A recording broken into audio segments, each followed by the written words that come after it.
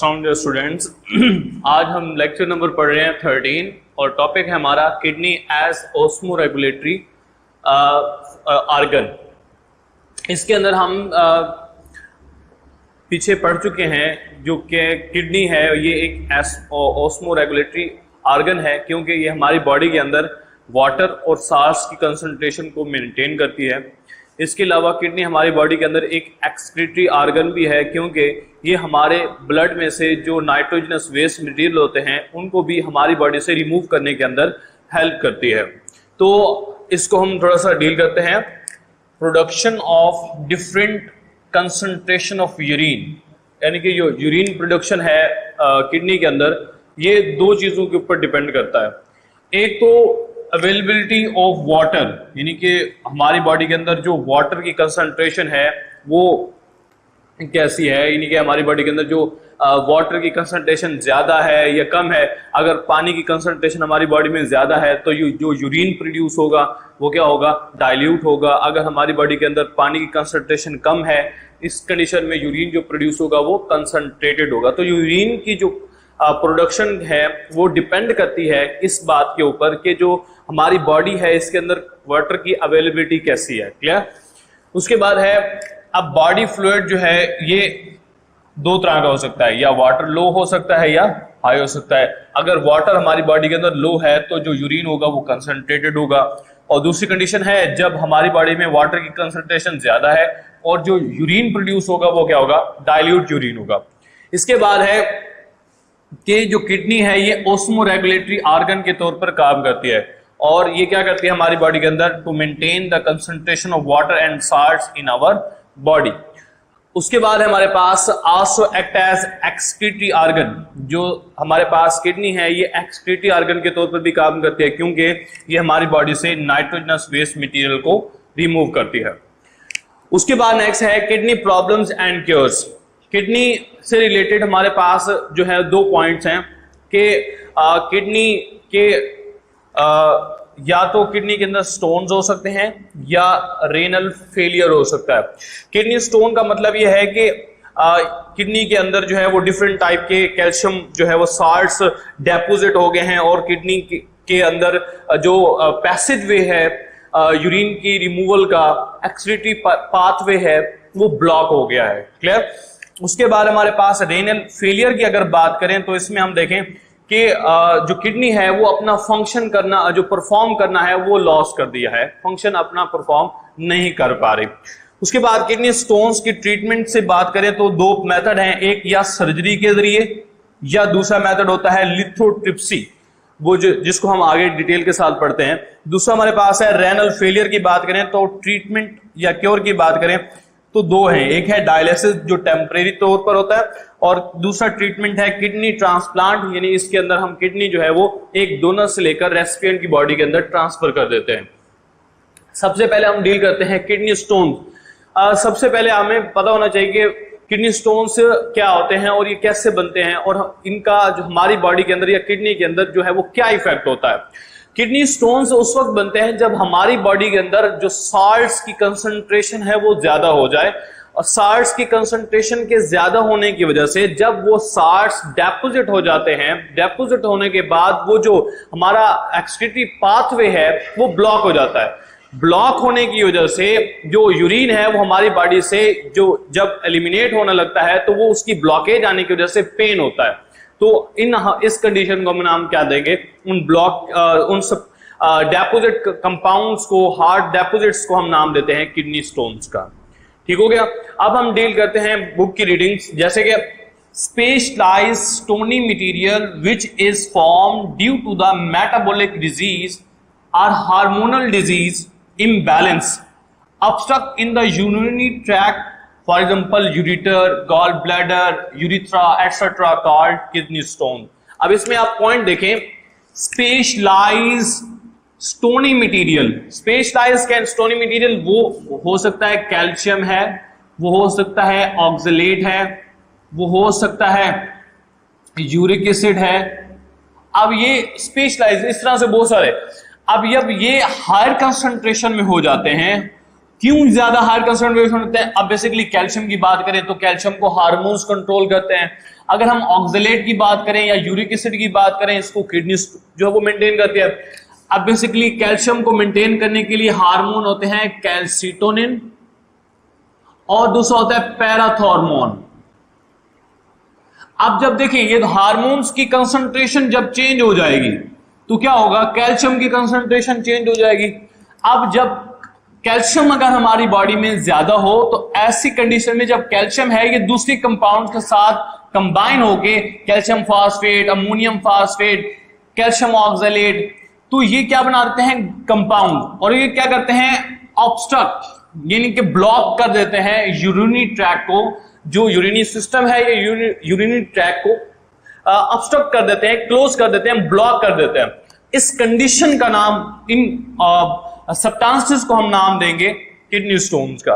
यहां पर मैंने डायग्राम बनाई है यूरिनरी सिस्टम की। इसके अंदर हमारे पास ये किडनीज हैं, ये हमारे पास यूरेटर है, यूरिनरी ब्लैडर है और यूरिथ्रा है।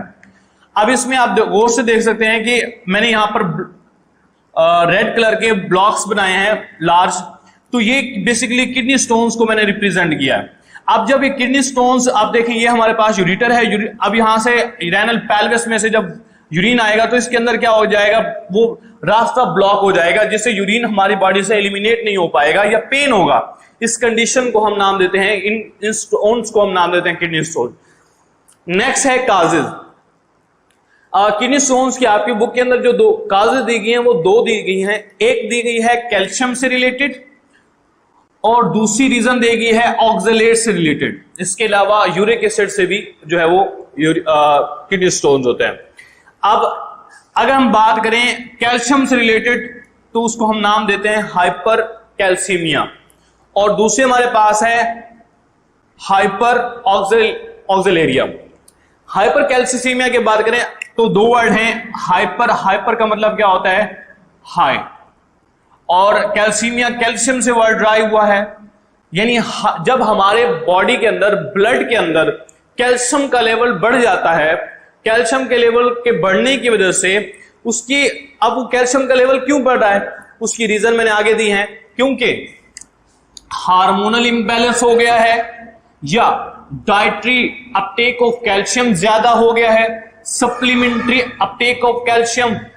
इन रीजन की वजह से जब हमारी बॉडी में कैल्शियम बढ़ता है लेवल से, अपने नॉर्मल कंसंट्रेशन से जब बढ़ता है तो वो डेपोजिट्स बनाता है यूरिनरी ट्रैक के अंदर, और वो कैल्शियम जो है वो जब डेपोजिट हो जाता है, हार्ड डेपोजिट्स, तो वो यूरिनरी ट्रैक को क्या कर देते हैं, ब्लॉक कर देते हैं, जिसको हम किडनी स्टोन्स का नाम देते हैं। उसके बाद हमारे पास है हाइपर ऑक्सलेरिया।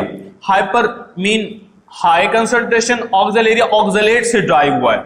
जब हमारी बॉडी में ऑक्सलेट की कंसंट्रेशन ज्यादा हो जाती है तो हम इसको नाम देते हैं हाइपर ऑक्सलेरिया, यानी ब्लड के अंदर जैसे ही ऑक्सलेट की कंसंट्रेशन ज्यादा होगी तो उससे जो ऑक्सलेट के स्टोन्स प्रोड्यूस हो जाएंगे, जिसको हम हाइपर ऑक्सलेरिया कहते हैं। The higher level of the oxalate in our blood is called hyper ऑक्सलेरिया।